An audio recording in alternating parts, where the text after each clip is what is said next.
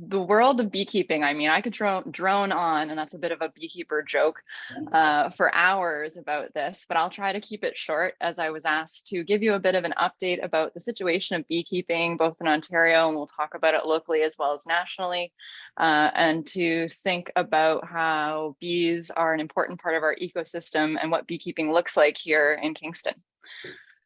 So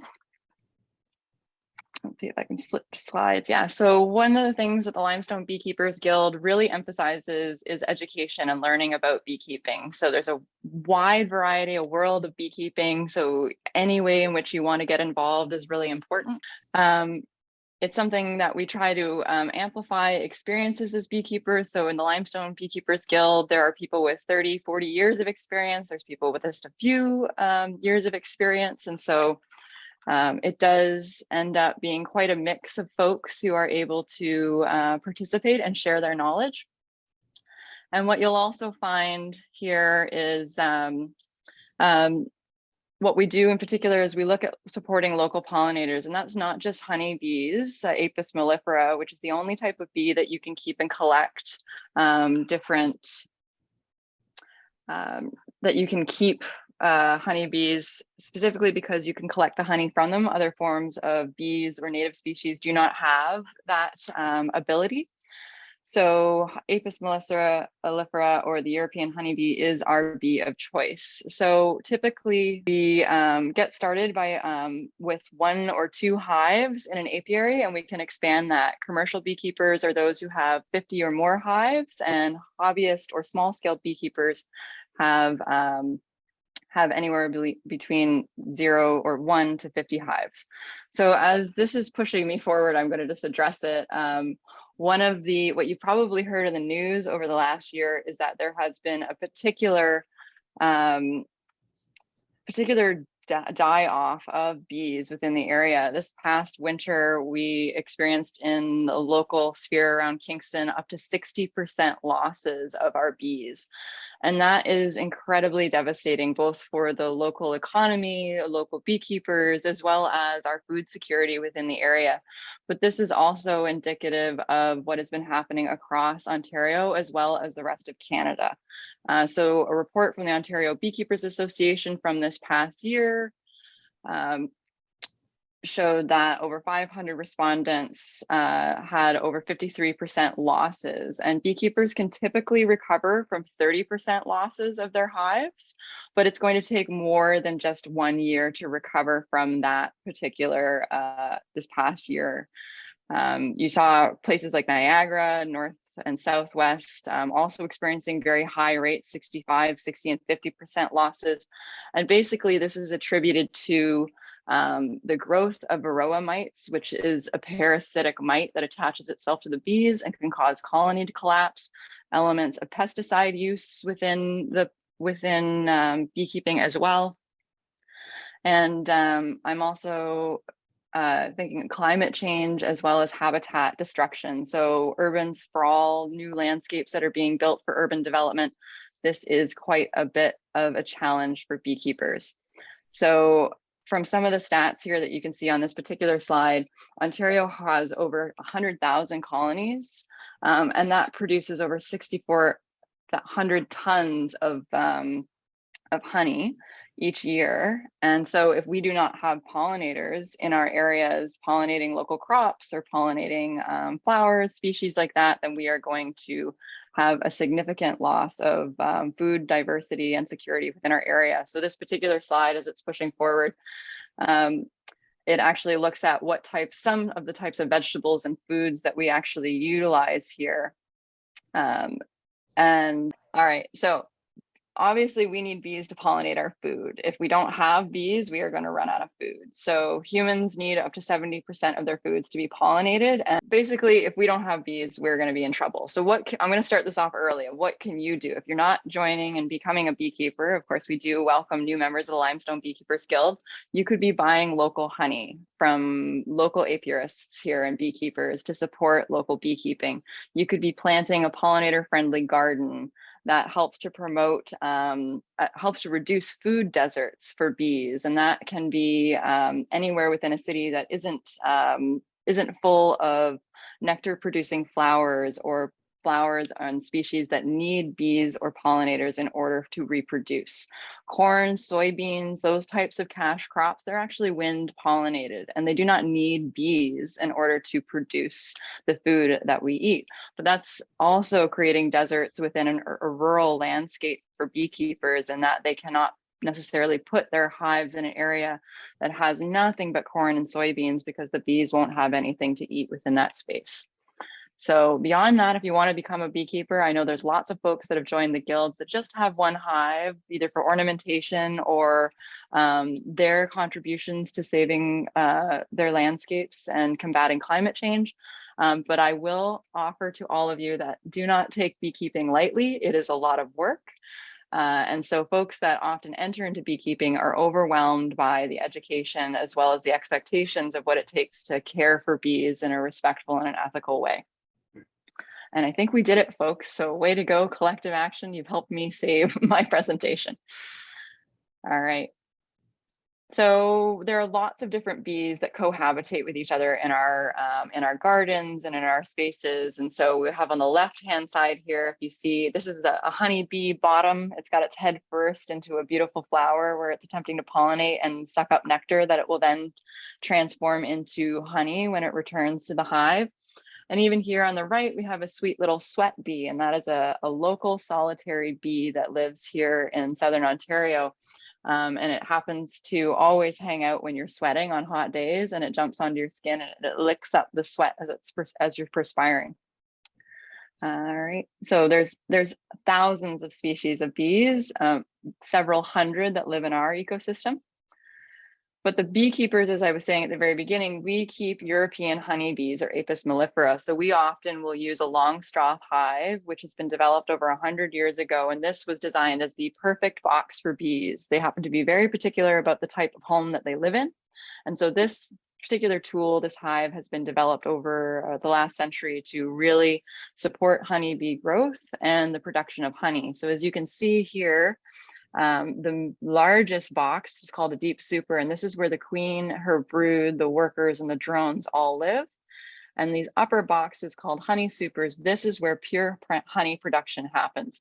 They're quite small, but at the end of the summer, I might be lifting 100 pounds from each of these boxes of honey. It's incredible that one honeybee can produce up to 2 tablespoons of honey in her lifetime. But there's over 80,000 bees that are working within a hive to produce that honey. So that adds up very quickly. So one little bee makes a big difference. I use lots of different supplies like a smoker, which you've often seen and probably thought about for beekeeping. Does anybody know why we use a smoker? What its purpose is as a tool? Lori, you know the answer. Yeah. Shout it out, Lori. It subdues them and makes them calmer so that you can. It subdues them and makes them calmer so that you can deal with the hive. You're absolutely right. So what it does is it triggers an anxiety response, but one that is safer for a beekeeper. So when you smoke a hive, they think the hive is in jeopardy and that there is a fire nearby, if not in the hive. So their first response is to go collect all of the honey, suck up as much as they can, because if they need to move, they want to take that reserve with them and put it in a new location. So they become engorged, and that means their little abdomens can't bend as well to sting you. So that's a little trick that the beekeepers use. So I never enter a yard without my smoker to help me out. I've also got a bee brush that I will use to gently remove bees if I need to see what's happening on a frame, a hive tool, and this particular comb-like object here is what I use to uncap the comb when I'm trying to extract honey. Now, some of the older beekeepers will tell me that, you're not a real beekeeper unless you go out with bare hands and without a veil and, in all attempts to get stung. But as much as I would like to practice that, I do have a day job. And when I get stung, unfortunately, I swell up. So I try to protect myself as much as possible when I go out. So there's different types of veils. I wear leather gloves so they can't sting me. And I wear a 3-layered suit that thankfully has a lot of air ventilation. So I don't perspire too much in the summer and die of heat exhaustion. But that is absolutely one of the essential things that I wear as a beekeeper to make sure that I'm safe. And it also, I think it calms the bees down a little bit. When they sting you, they release a pheromone, and other bees can smell that pheromone. So often one sting leads to another. So you try to reduce that within a bee yard. But these are what I've been talking about a little bit. You have the queen in the center. There is only one queen within a hive. She has her worker bees who are all her daughters. These are all female bees that are working within the hive, and there's tens of thousands of them, of those 80,000 by the end of the summer. And then you have the drones, these kind of stockier, thicker looking fellas, and these are the male bees that procreate with other queens from different colonies, and their sole purpose in life is reproduction and honey consumption. So it's a good life for the drone, I would say. Sounds familiar. That sounds. Hey. We'll try not to make it too gendered, but in the colony, there is a little bit of a gendered disproportion of work as well as what the purposes are. So queen bees, you can see my queen here. She's marked with a yellow dot, and we'll play a little game in a minute to see if you can be a beekeeper and find the queen on a frame. But she is the most essential in the entire hive. If I do not have a queen, there is a great chance that that hive will fail and I will not be able to get it through the winter or produce any honey. By the middle of the summer, she can be laying up to 1,500 eggs a day, which is astounding. The honeybee looks to grow, they want to split, they will create swarms. And so as she lays more eggs, if they run out of room, the bees prepare to move some of their bees to another location to create a new queen and expand their genetics. When I was doing training at the Honeybee Research Center in my early 20s, they were telling me that queens can live up to 7 years. But in practice and what we're seeing now, because of colony deaths, climate change, the way that the landscapes is changing for beekeeping, I've never seen one live longer than 2 years. So as a beekeeper, I have to keep on top of my hives to ensure that there is a productive queen so I don't lose that colony, as I mentioned before. So worker bees, as I said, they're all female, and this is one of my favorite photos. This image here, this technique that they're doing, it's called festooning. And when bees see a space, they want to enclose the space with wax. So this bridge that happens starts off with a single bee, one that stretches out and reaches out across to another, and slowly they build a bridge. And at that point, they start to remove wax from themselves to start to arch that bridge across and create the comb, which takes several hours. But if I even take one frame out for 5 minutes and I turn around, I can see them festooning, trying to fill that space. So they work all the way through their lifespan. In the summertime, they live up to 6 weeks. They will have 15 jobs in the hive, starting from when they're born. The first job they have is to turn around and clean their cell, clean their room before they graduate to the next jobs that they will have in a hive. When they reach their final job, which is foraging outside of the hive, they can fly up to 5 kilometers circumference away from the hive. And they can fly up to 24 kilometers an hour when they do so. So as a beekeeper, I try to put my hive within 5 kilometers of a pond, a water source, food sources for them, but knowing that they can interact and move around within that large space. Then we have the drone bee, this sweet little fuzzy bee. They cannot sting. So this is another aspect of the drone that's different from the worker and the queen bees, who both have the opportunity to sting you if they are uncomfortable or fearful. Their whole role, as I said, is to mate with other queens from different colonies, and they are expendable. So at this time of the year, as the weather is starting to get cooler, the female worker bees in the colony will kick the drones out. Tell them they've had a nice time and a good life, but there's not enough food to survive the winter. So all of the male bees are excommunicated and unfortunately die. And in the spring, the queen will lay new drones for the next round of breeding. So I'll just very quickly, life cycle, the queen lays an egg, it moves, it's kind of like a butterfly. It moves from a larva to a pupa to an adult in approximately 21 days. So this is the cycle that we see as beekeepers and something that we look for in the hives when we're looking for the health as well as the production rates. And what I'm kind of noticing here that I wanted to point out to you, while all other bees are formed in these cells, specialized cells are created just for the queen. So this is something I also look at as a beekeeper to see if I can identify if my queen is healthy or if the hive is already trying to supersede their existing queen, either because she's unhealthy, she's older, or maybe she wasn't mated properly, so she's not laying effectively. And the workers know, so they will usurp their own queen and install a new monarchy if they are not happy with her production. So how does a beekeeper find a queen? For those of you who are looking at this particular image, can any of you easily spot the queen, knowing that she is a little bit longer and thicker because she has those reproductive organs in her abdomen, but she is covered often by her worker bees who have a similar look to her but are slightly different? All right. Can you see my mouse here? Yeah. This longer bee, yeah, this is the queen. So in this particular hive, I would call her blonde because she doesn't have any stripes and she's this lovely color. But you can see dark queens, tortoise shell, some of them are striped. Each queen is unique and individual, depending on their genetics. And then we have another one here. Let's see, this is a little bit harder. This is what a beekeeper looks for when they're opening up a hive. This is a frame. Can you find the queen on the frame?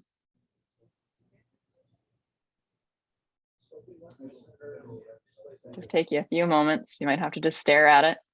You start in the quadrants, you go across the top, do a sweeping motion. At the same time, the bees are running around while you're trying to do this and they're moving. And so remember, there's only one queen in 80,000 bees. And so you have to go through the hive meticulously in order to find her.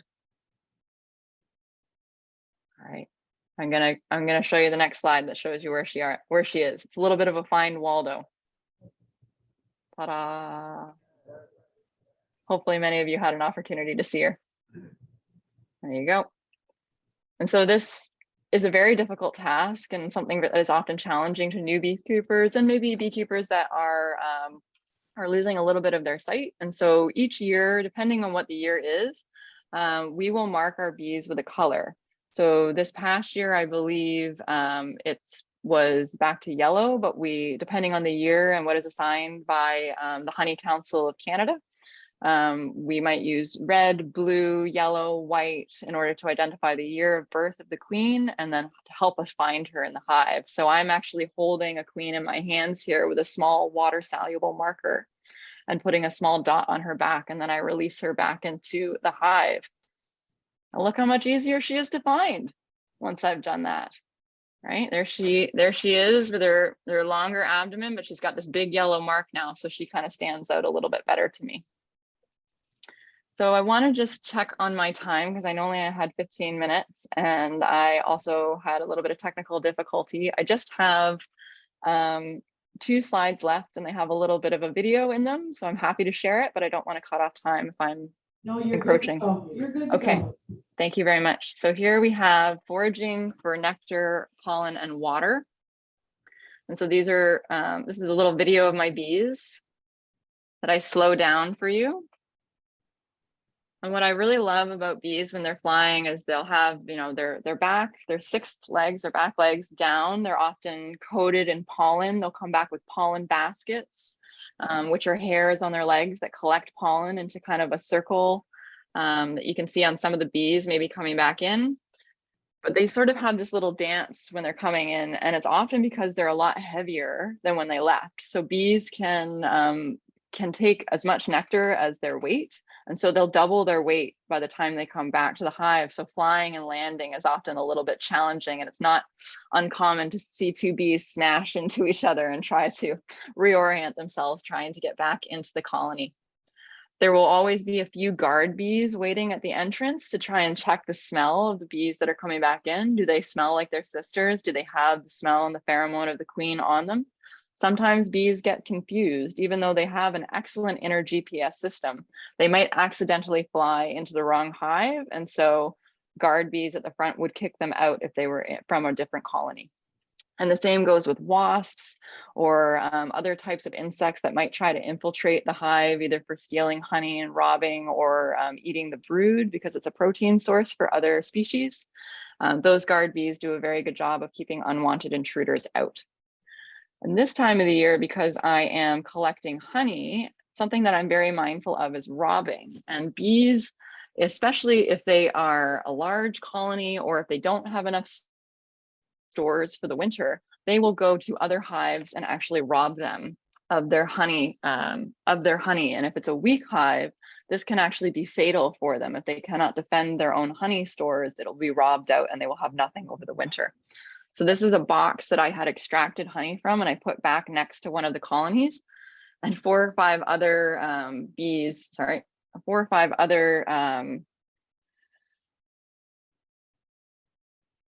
hives decided that they were going to try and steal this honey back. And so you can just see thousands and thousands of bees circulating, flying around each other, and they're all landing back on this honey box to extract any of the leftover honey and take it back to their own colonies. So this is a time where it's often increased for getting stung. When you're taking honey off of a hive, the bees know that you're stealing their hard work. So we try as best as we can to ensure that our hives have enough food for the winter. This is a balance as the beekeeper to be able to do. After I take off the honey supers, I'm always checking the weight of my brood boxes to ensure that they have enough honey to overwinter.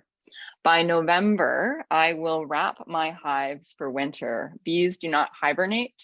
They do not go to sleep. What they do in the wintertime is they ball around the queen and they vibrate, similar to how you could imagine emperor penguins and over the winter kind of changing their space and moving around. That's how honeybees work as well. They slowly move with the queen across frames, opening up honey and eating it as they need it. But they keep close and clustered over the winter so that they can keep the temperature of the hive at 17 to 20 degrees, even when it drops down to -10 or more, which is pretty awesome. So for a beekeeper and for the bees, linking back to our original conversation about how devastating this past year was for bees and beekeepers in the industry alike, if we have a winter that's long, if we have a winter that has, those temperature ups and downs, this can be devastating because the bees aren't aware of what's happening. They might think, okay, it's -20 today, but we happen to have a 5-degree day the next day. They'll open up and spread out to kind of, think that it's spring. And if we have a flash freeze again that evening or within a few days, they might be caught off guard, separated from another, not able to conserve that heat. So we can't open the hives in the winter. Once I wrap them in November, I can't reopen them again to check on them until the temperatures are above 10 degrees or at least 5 degrees at night. So that means sometimes not till March or April that I can actually open them up. So for beekeepers, unfortunately, there's really very little that you can do other than preparation from the spring through summer and fall to make sure that your bees get through the winter. So I'll end there with the presentation, just as kind of a taster for beekeeping. And I'll just put out a reminder for those either interested in beekeeping or wanting to support buying local honey, creating your own pollinator gardens, talking about bees and their significance with your friends and family. Are absolutely things that the Limestone Beekeepers Guild promotes and hopes that you do. And for anyone that wants to come out and check out beekeeping, we're always doing tours and talking to folks in the future so they can get a love of honeybees the same way we do.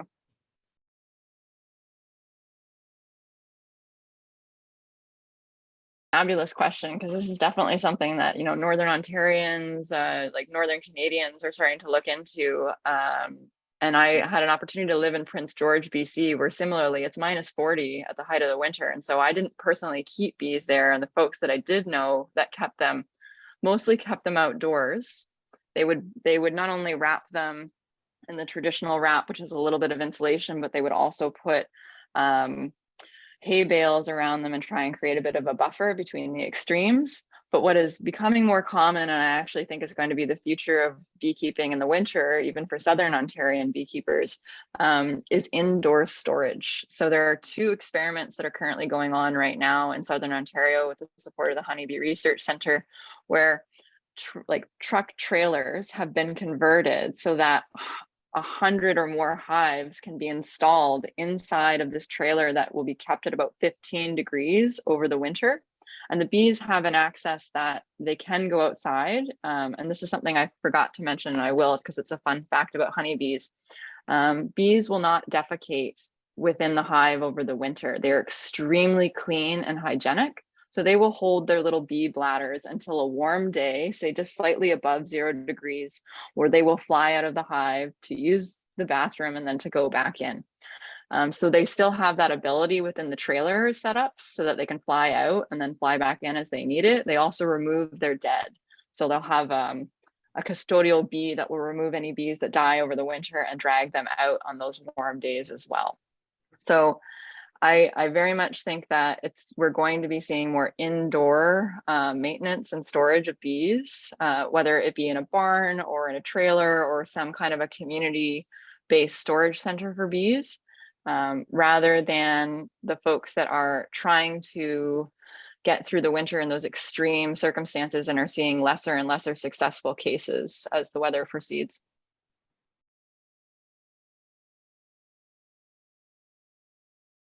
Absolutely. So the Limestone Beekeepers Guild Facebook group always accepts photos and a call out for a location if there is a swarm that you see. We also have a swarm coordinator, and it is on our website. I will absolutely send those to the group afterwards, where we have a forum for people to fill out that they've seen a swarm, they have a photograph of it, and they would like a beekeeper to come and collect those bees. Because just as you said, you don't want them to be sprayed. They are not wasps. They are totally, beekeepers are very capable of taking those swarms and putting them back in their apiaries and then using those bees for honey. But what I will say is about 70 to 90% of the bees that we have submitted to the forum for collection are wasps. So I would say that there is definitely in amongst the public a lack of knowledge of the difference between bees, wasps, and hornets. And so that's part of our education mandate too, is to recognize like what is a honeybee, and do you have honeybees creating a nest at the corner of your eaves trough this time of year, or is it more likely a yellow jacket or a paper wasp that's there?